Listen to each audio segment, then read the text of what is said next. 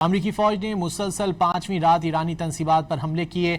امریکی میزائل اہواز میں کینسر اسپتال کے قریب بھی گرے، جس کے بعد اسپتال کو خالی کروا لیا گیا۔ جواب میں ایران نے بھی خطے میں امریکی فوجی اڈوں اور دیگر املاک کو نشانہ بنایا۔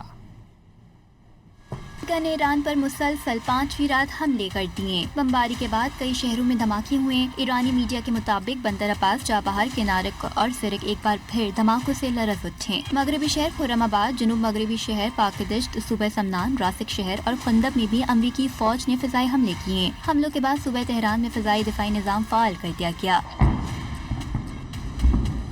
ادھر پاسداران انقلاب نے خوزستان کے شہر اندمشق میں امریکہ کا MQ-9 ڈرون مار گرانے کا دعویٰ کیا۔ ایرانی حکام کے مطابق حالیہ امریکی حملوں میں کم از کم 35 افراد شہید جبکہ 300 افراد زخمی ہیں۔ اہواز شہر میں شاہد بقائے کینسر اسپتال کے قریب میزائل گرا۔ حملے کے بعد اسپتال کو خالی کرا لیا گیا۔